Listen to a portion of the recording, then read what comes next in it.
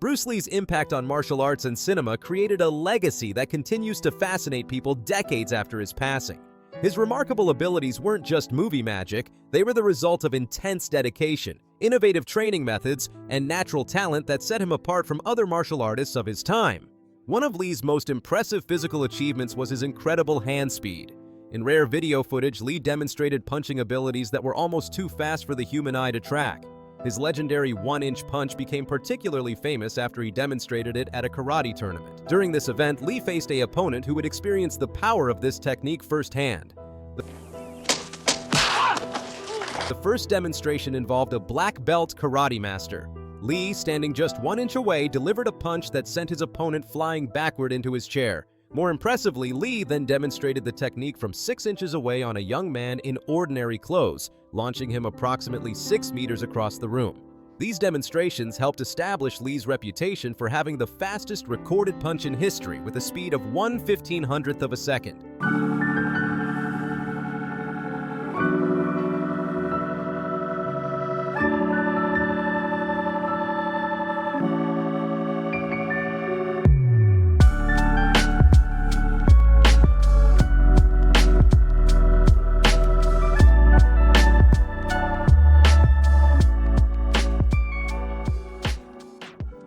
Lee developed this remarkable technique during his early training years.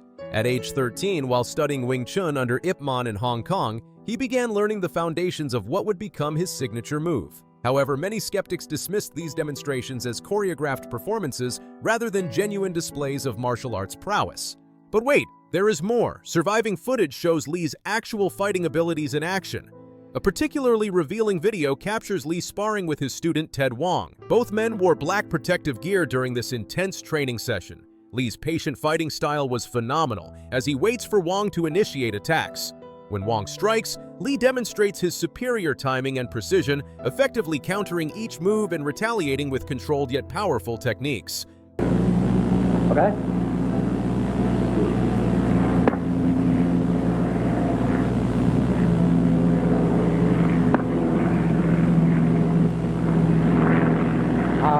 Can you follow?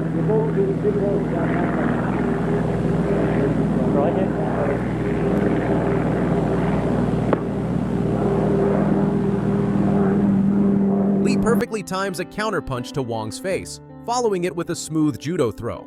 When Wong attempts a spinning kick after getting back up, Lee easily evades and counters the attack. It reveals an important aspect of Lee's fighting philosophy, his incorporation of grappling techniques into his martial arts style. Larry Harrell, one of Lee's original students known for his grappling expertise, later revealed that Lee's martial arts system, Jeet Kune, included 33 distinct grappling techniques. This comprehensive approach to fighting showed Lee's commitment to developing a well-rounded martial arts system. Lee's journey in martial arts included training with other notable figures in the field. He formed particularly significant relationships with Bob Wall and Chuck Norris. His connection with Wall began at a 1963 Kung Fu demonstration in Los Angeles. Their relationship developed over the years, leading to their memorable fight scene in Enter the Dragon. So you want to see how good you are? Then you must be tired of living. Well, we fight alone or all together? It'll just take me to show you.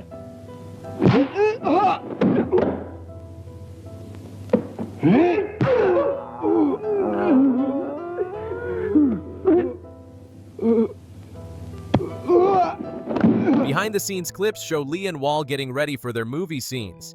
It's clear they really respect each other. Even though their fights in the movie look intense, their practice sessions show they work together like true pros to make the martial arts look real and amazing. Lee's relationship with Chuck Norris was equally significant, though less documented on film. While few videos exist of their training together, photographs capture their sparring sessions, including images of Norris's high kicks nearly connecting with Lee's head. Their most famous collaboration occurred in The Way of the Dragon, featuring a fight scene that concluded with Lee's character defeating Norris's with a guillotine choke. Norris later spoke about his experience working with Lee, expressing deep admiration for his abilities. In interviews, he emphasized Lee's exceptional athleticism and dedication to physical conditioning, considering it an honor to have fought him, even in a choreographed. The fight sequence between Lee and Wall in Enter the Dragon provided another showcase for Lee's abilities.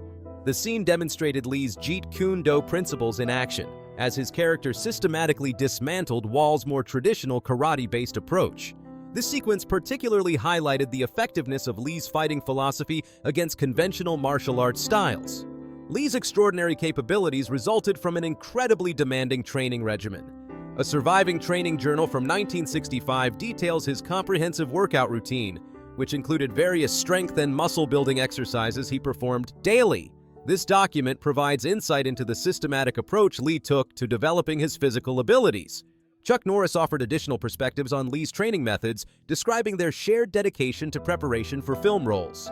Their routines included extensive bag work, focusing on punching and kicking techniques, along with fundamental exercises like push-ups and sit-ups. Lee's approach to training centered on developing 4 key attributes: speed, strength, flexibility, and endurance. Lee's training philosophy went beyond traditional methods. He constantly experimented with different approaches, allowing him to develop innovative techniques that combined elements from various martial arts styles. This experimentation formed the foundation of Jeet Kune Do, his personal martial arts philosophy that emphasized practicality and efficiency over rigid traditional forms. His workouts were notably intense and diverse. Lee believed in pushing physical boundaries to achieve maximum results. His training encompassed weight training, cardiovascular conditioning, flexibility work, and endless repetition of techniques to achieve mastery. This comprehensive approach to physical development helped him achieve his remarkable speed and power. More than just a collection of techniques, Lee's training philosophy reflected his broader approach to martial arts and life. He emphasized the importance of adaptability and personal growth, constantly refining his methods based on what proved most effective. This innovative mindset set him apart from many traditional martial artists of his era who strictly adhered to established systems. Looking at Lee's legacy today, we can appreciate how his dedication to martial arts transcended mere physical technique. His approach to training, fighting philosophy, and constant drive for improvement created a new paradigm in martial arts. The rare footage and documentation of his abilities serve as evidence of what dedicated training and innovative thinking can achieve.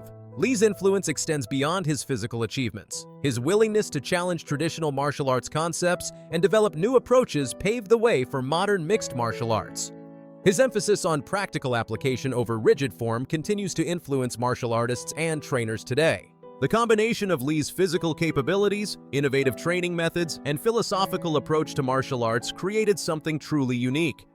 Through his example, he showed that martial arts excellence requires more than just physical practice. It demands intellectual engagement, constant experimentation, and the courage to break from tradition when necessary. Today, martial artists continue to study Lee's methods and philosophy, finding new insights in his approach to training and fighting. His legacy reminds us that true mastery in any field requires dedication, innovation, and the willingness to forge new paths rather than simply following established ones. Bruce Lee's extraordinary journey in martial arts shows what humans can achieve through dedicated training and innovative thinking. His rare moments of documented ability, combined with his comprehensive approach to martial arts development, continue to inspire new generations of martial artists and fitness enthusiasts who seek to push their own boundaries of physical and mental achievement. If you like the video, share your thought in comment section E and subscribe the channel for more updates.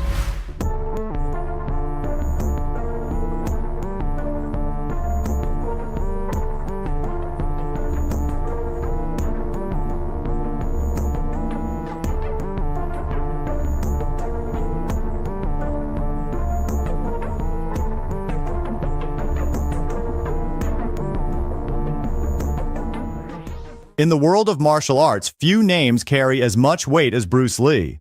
But beneath the surface of his legendary status lies a shocking truth about the extreme methods that forged his extraordinary abilities. Today we're pulling back the curtain on the dangerous and revolutionary training techniques that made Bruce Lee a legend. At just 135 pounds, Bruce Lee possessed strength that seemed to defy physics. His power-to-weight ratio was extraordinary, leading many to question how someone so lean could generate such explosive force. The answer lies in training methods so intense that they would make modern fitness experts nervous. Historical clips of Lee training. I said, empty your mind. Be formless, shapeless, like water. Now you put water into a cup. it becomes the cup. You put water into a bottle, it becomes the bottle. You put it in a teapot, it becomes the teapot. Now, water can flow or it can crash. Be water, my friend. Lee broke away from traditional martial arts doctrine in a controversial move that would change combat sports forever. While other martial artists avoided weight training, believing it would make them slow and inflexible, Lee embraced it.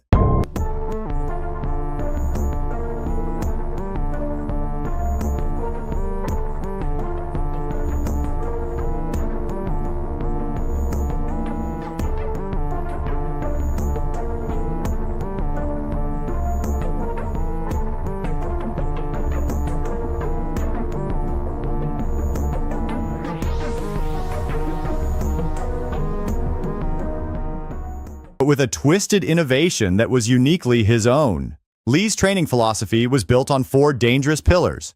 1. Maximum force generation through extreme isometrics. 2nd, explosive speed training at the edge of human capability. 3. Unconventional strength development. 4th, brutal endurance conditioning. But what made these methods truly revolutionary was how he combined them into a single, punishing system. Demonstration of isometric exercises. One of Lee's most controversial methods was his revolutionary approach to isometric training, pushing the boundaries of what many thought possible.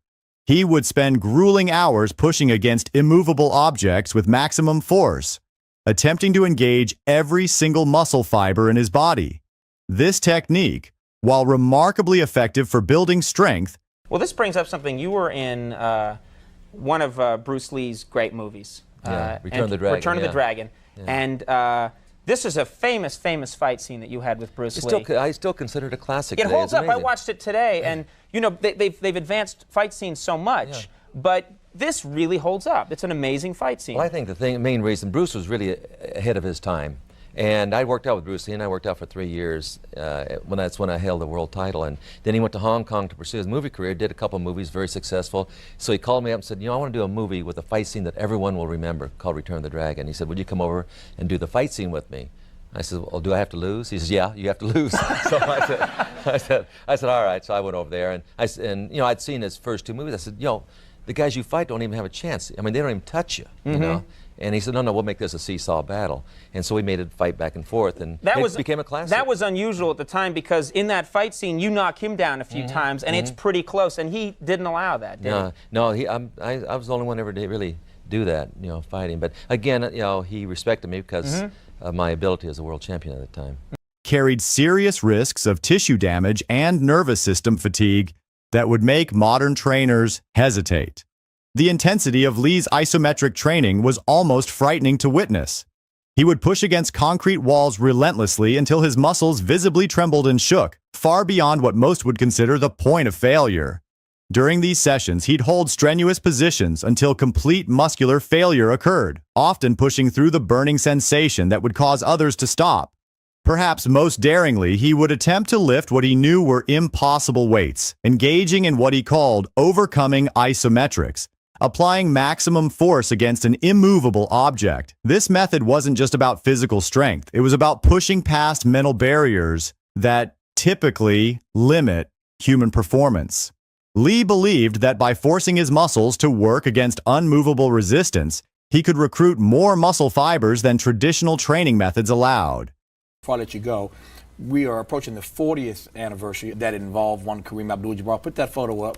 And I want to ask the captain about this photo almost 40 years later. Tell me, what do you recall about this almost 40 years ago? Oh, that's my first trip to Hong Kong with my good friend Bruce Lee. He said, come on, we're going to make a movie. You can be the villain. I said, sure. Why not? And I flew over to Hong Kong, and I was the villain. And that ended up being the last movie that he made. Yeah. Yeah, it's a great photo, though. Oh, yeah, it was fun working with Bruce. He was a great guy. Would often incorporate these isometric holds into his regular training, creating a unique hybrid system that challenged his body in ways that hadn't been seen before in martial arts training. The risk of injury was always present, but Lee believed the potential benefits outweighed the dangers. even though this method of training placed enormous stress on his nervous system and connective tissues. Speed training techniques of Bruce Lee. Lee's speed training methods were particularly alarming even by today's advanced training standards. He believed in pushing his movements to superhuman velocities, often training at speeds that made his contemporaries nervous about the risk of serious injury. His approach to speed development was revolutionary but dangerous, combining elements that most trainers would hesitate to put together. At the core of his speed training was an almost obsessive focus on explosive power.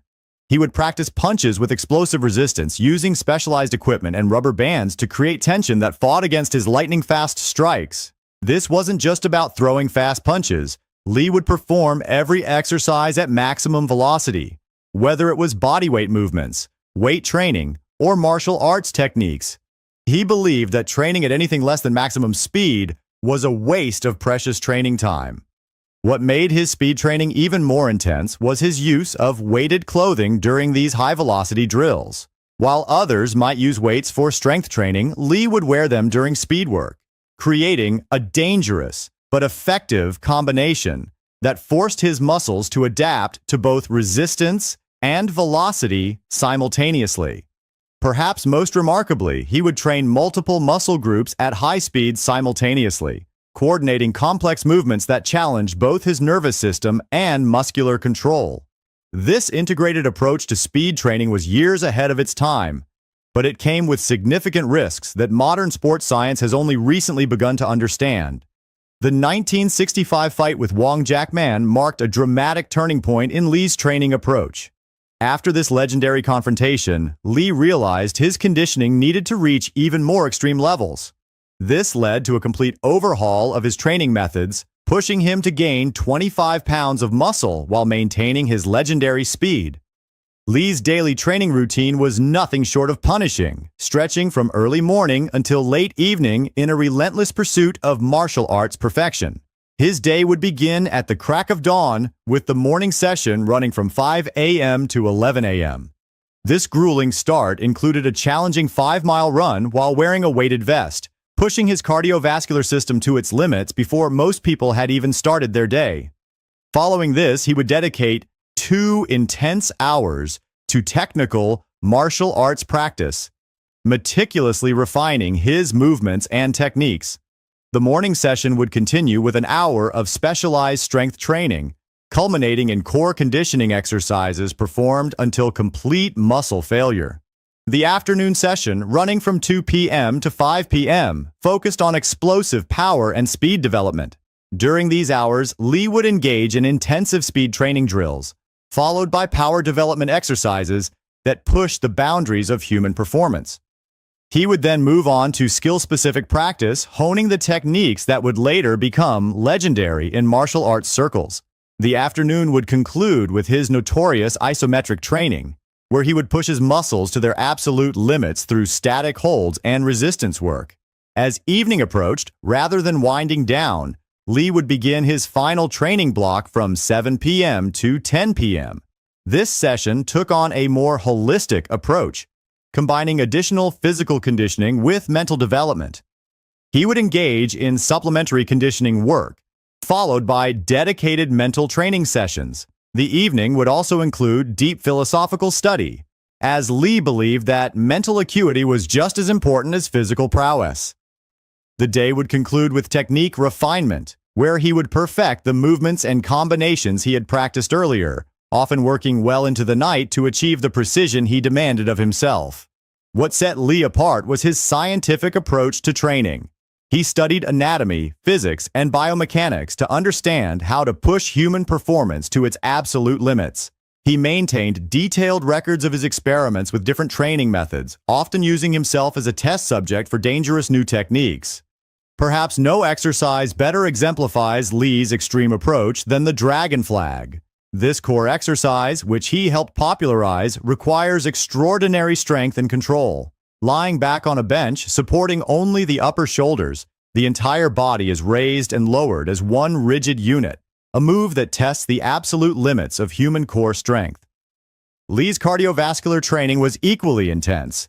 He developed a system that combined high-intensity interval training, weighted endurance work, combat-specific conditioning, progressive overload principles. He structured his cardio like boxing rounds, but with a crucial difference. He would gradually increase both the intensity and duration, pushing his heart and lungs to their absolute limits. Bruce Lee's approach transcended mere physical training, embracing a comprehensive fusion of Eastern philosophy and Western psychology. However, modern sports medicine has identified serious risks in his methods, including nervous system burnout, joint damage, and cardiovascular strain. Today's athletes have wisely modified his techniques, incorporating structured progression systems, improved recovery protocols, and scientific monitoring. Despite these risks, Lee's revolutionary methods transformed martial arts forever. His willingness to break traditional boundaries while merging physical and mental disciplines created the foundation for modern mixed martial arts and cross-training approaches, cementing his lasting legacy in combat sports. Bruce Lee's training secrets reveal both the potential and dangers of pushing human limits. While his methods produced extraordinary results, they came with significant risks. His legacy teaches us that greatness often requires walking a dangerous line between innovation and recklessness. What do you think about Bruce Lee's extreme training methods? Would you try any of these techniques? My name is Danny Coker, D-A-N-N-Y, last name K-O-K-E-R, nickname Count, C-O-U-N-T, owner of Count's Customs, and Customs is with a K, K-U-S-T-O-M-S. We find ourselves occasionally standing around going, you know what, where were we this time last year? And we'd look back and we're like, wow, we've come miles and miles, leaps and bounds over last year. And then it's a game of, I wonder where we're going to be a year from today. Danny Coker, the star of History Channel's Counting Cars, left fans stunned when news broke about his struggle with drug addiction and his recent 30-day jail sentence. This shocking revelation rocked the fan base, who admired him as the talented car expert capable of